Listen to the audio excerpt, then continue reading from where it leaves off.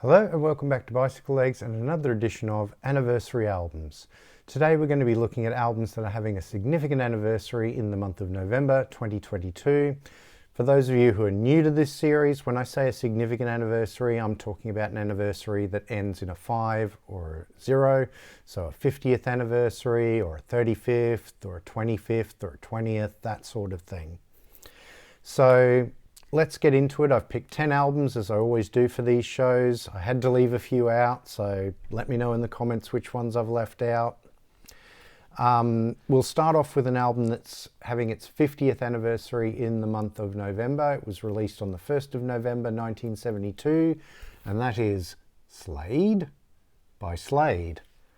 Wonderful glam rock album. Unfortunately, this is really the only Slade I have in my collection, and I really need to correct that. I know Grant Arthur from Grant's Rock Warehouse was on my back a little bit about the fact that I'm not more into Slade, and he's right. I really should be more into this band. But this album is a wonderful album. Probably their most successful album too.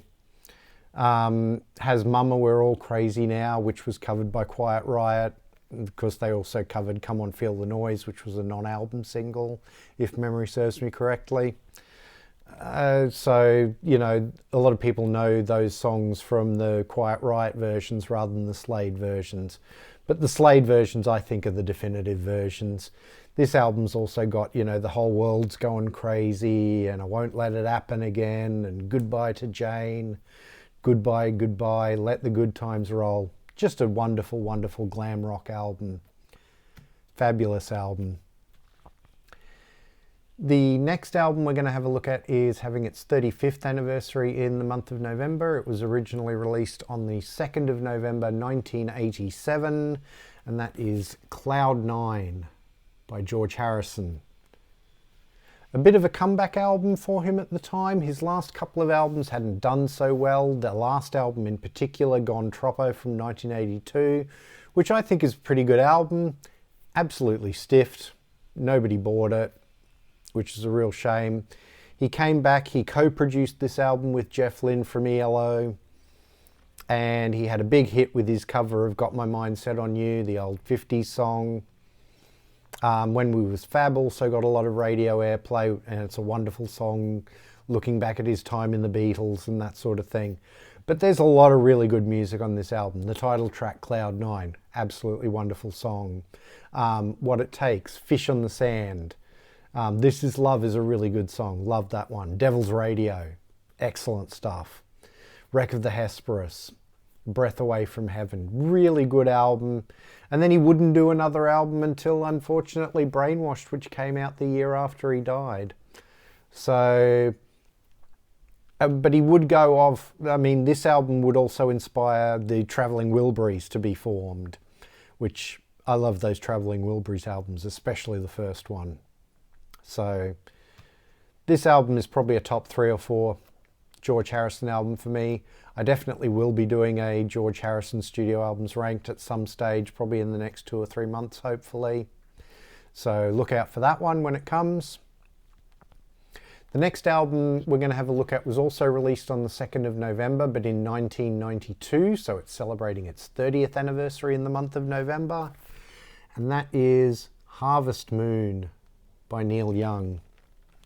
One of his beautiful acoustic albums. As the title suggests, this is kind of a spiritual successor to the album Harvest.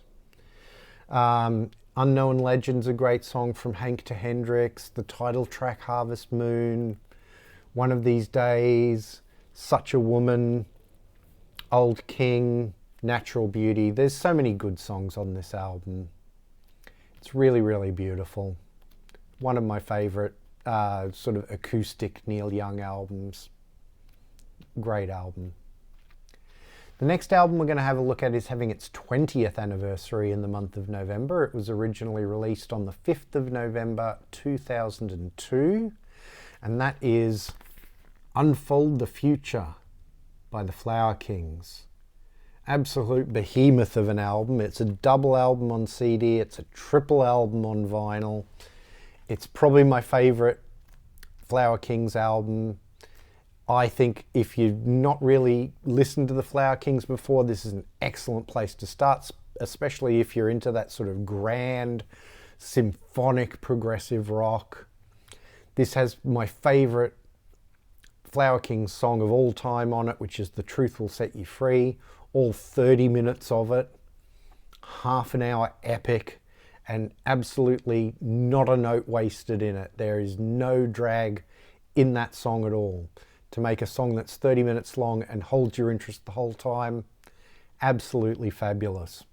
But you've also got Monkey Business, Black and White, Silent Inferno, Vox Humana, The Devil's Dance School, Rollin' the Dice, Kristanopel, the rather humorously titled instrumental Too Late for Tomatoes. And then you've got The Devil's Playground, which is another epic and absolutely wonderful. I think it's about 25 minutes long or something like that. But just an absolutely wonderful symphonic progressive rock album of the sort of more modern era, even though it's 20 years old now. I mean, it's definitely a long way away from the sort of the 70s sort of grand period of progressive rock, but it's an absolutely wonderful album. And if you're into progressive rock and you're not into the Flower Kings, start with this album and I think you'll love what you hear from there on in. The next album is a stone cold classic, having its 50th anniversary in the month of November, originally released on the 8th of November 1972, and it is the mighty Transformer by Lou Reed.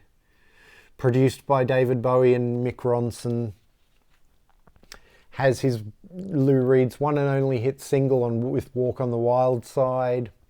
But there's so much more to this album than Walk on the Wild Side. You've also got Vicious, wonderful album opener.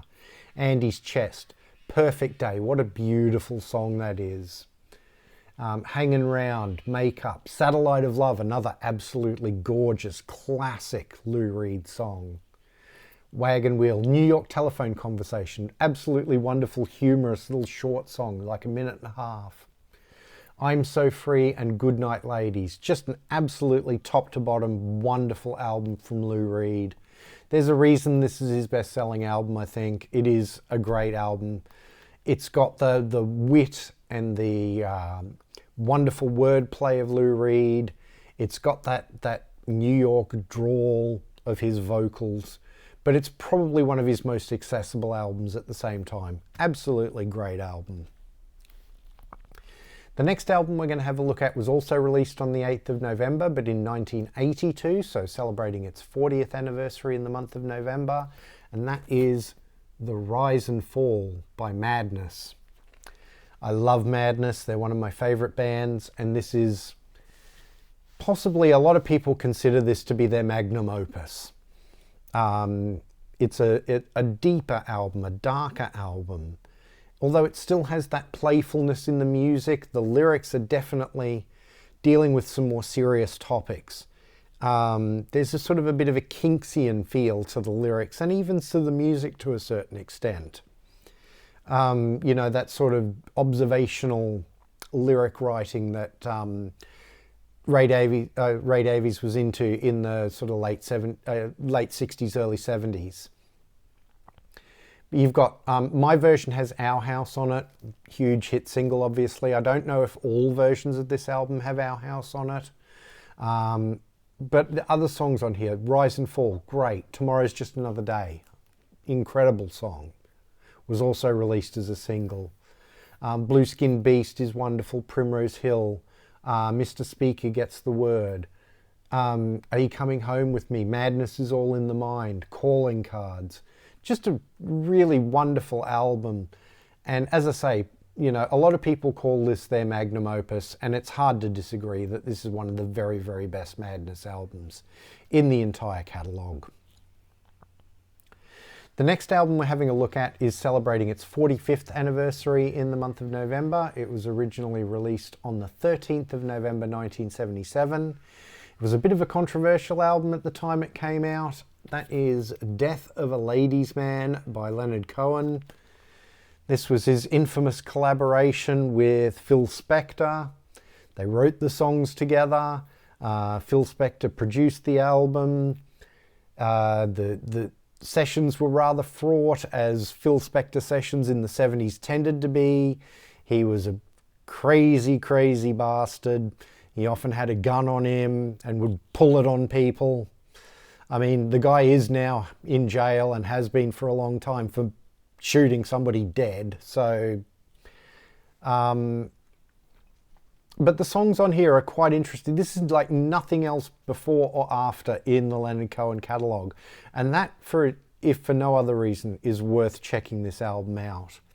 The title track, Death of a Ladies' Man, is great. You've got, there's True Love Leaves No Traces, Iodine, Paper Thin Hotel, I Left a Woman Waiting.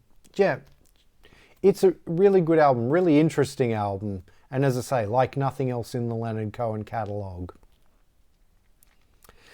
The next album we're going to have a look at is having its 55th anniversary in the month of November. It was originally released in the US as an LP on the 27th of November 1967. It was released as a double EP in the UK in December of 1967, and that is Magical Mystery Tour by the Beatles. Now, Capitol Records, their US label, decided to put it out as an LP in the US because the EP market really wasn't very big in the US, whereas it was a big market in the UK. So what they did was they took the double EP tracks from the UK release and put those on side one of an LP. And then they took a bunch of non-album singles from 1967 and put those on side two.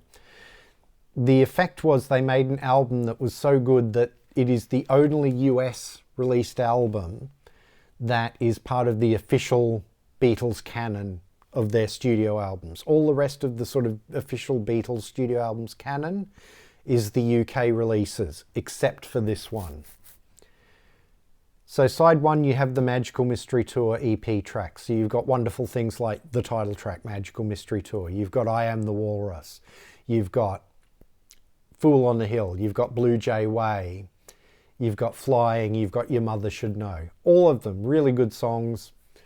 All of them work well, I think, in the film. I think the film gets a bad rap. I really enjoy it, even though it's a sort of weird, psychedelic, non-linear sort of film, which I think people weren't expecting. Especially as the film was released on Boxing Day on the BBC, you know. So, you know, people settling in after Christmas weren't expecting this weird psychedelic trip of a movie. But that's what they got. Side two, as I said, has the sort of non-LP singles from 1967. So you have my favourite Beatles song of all time, Strawberry Fields Forever. You've also got Penny Lane, you've got Baby, You're a Rich Man, you've got All You Need Is Love, and you've got Hello Goodbye. Not in that order, but just an incredible album. So many good songs on this album. Primo Beatles for me. Absolutely wonderful. The next album we're looking at is having its 50th anniversary in the month of November. It was also released on the 27th of November, but in 1972. And that is The Grand Wazoo by the Mothers. This was Frank Zappa during his sort of big band jazz fusion period, which is one of my favourite periods of his career. This and Waka Jawaka came out around about the same time. This was just after Frank Zappa had been assaulted and pushed into an orchestra pit and had like fractured his spine and was in a wheelchair for a while. He couldn't tour. He made this sort of music instead. And I absolutely love what he does on these albums. This album that has For Calvin and His Next Two Hitchhikers, which is wonderful. The title track, The Grand Wazoo, is really, really epic. Cletus or Retus or Ritus, Eat That Question, and Blessed Relief. Only 5 tracks on the album. Some of them are quite lengthy. All well worth the time. Mostly instrumental. I think For Calvin and His Next Two Hitchhikers has some lyrics. But the rest of it's instrumental. And absolutely, if you like Jazz Zappa, this is one of the best Jazz Zappa albums for mine. Absolutely love it. Now, the next album we're going to have a look at was released on the 30th of November 1982. It's having its 40th anniversary, and it is only the best-selling album of all time. It is, of course, Thriller by Michael Jackson. Such a great album. I mean, it starts off with Wanna Be Startin' Something, which might be between that and Billie Jean for my favourite song on this album. I love Wanna Be Startin' Something so much. It's just funky as hell. You have Baby Be Mine. The Girl Is Mine is a duet with Paul McCartney. Thriller, the title track, obviously such a great fun track, and the video for it was just groundbreaking at the time. Beat It. Michael Jackson does rock and roll, and he does it really, really well. Has the wonderful Eddie Van Halen guitar solo, but all the other guitars are played by Steve Lukather from Toto, and he plays wonderfully on that song and on other tracks on the album. You have a lot of the Toto guys on this album too, playing as session musicians. Billie Jean, what an incredible song. One of the best synth bass lines of all time. Human Nature, co-written by Steve Porcaro from Toto. Really, really lovely song. PYT, Pretty Young Thing, great sort of funky dance track. And then it finishes off with the sort of lush ballad, The Lady in My Life. There's a reason this album sold 70 million copies. It's because it really is a very, very good album. So those are my anniversary albums for the month of November 2022. I know I've left a number out, so please let me know in the comments which ones I've left out that you think I should have included. I always love reading those. Sometimes they're ones that were on my longer list that I sort of chose to leave out. There's one in particular that I left out because I couldn't get a specific date on it, and so I'll put it in here as an honourable mention, and that is The Magician's Birthday by Uriah Heep, which is a wonderful album. It was released in November 1972, so it's having its 50th anniversary, but I couldn't get an exact date for it, so that's why I left that one out. But let me know which other ones I may have left out. Sometimes you bring up albums that I completely forgot about and didn't even think about, and I really, really love it when you do that. Let me know also in the comments which of these albums you really, really like, maybe which ones you don't care for so much. I love reading the comments, and it really does help out. So thank you for that. Please like, share, and subscribe. It really does help the channel out. Thank you so much to everybody who has subscribed so far, for everybody who's clicked like on a video, who's ever shared it in a Facebook group or anything like that. I really, really do appreciate that. And as I always say in these videos, it really, really does help the channel out. So I'm super appreciative. If you're new to the channel, please go and have a look at some of my other videos. I have a ton of other videos on the channel now. We've been going for just over a year now. So I've got about 50 odd videos on the channel. If you'd like to look at some of my other anniversary album shows, there's a playlist for that. Everything's playlisted, so just go to the playlist tab and you can find all my videos there in nice convenient playlists. So there's one for my anniversary albums, there's a playlist for my studio albums ranked shows, for my favorite albums of all time, for my in defense of shows, for my reviews, and so on and so on. If you want to follow me on social media, I'm at bicyclelegs on Instagram and Twitter. On Instagram, I tend to post the records I happen to be listening to at the time, or ones that I just got in the post or picked up at a garage sale, as I did today, as well as posting channel updates there. On Twitter, I tend to talk about anything and everything, including my bad Wordle scores, but I am trying to give that more of a music focus. Thank you very much for watching, and I'll see you in the next one.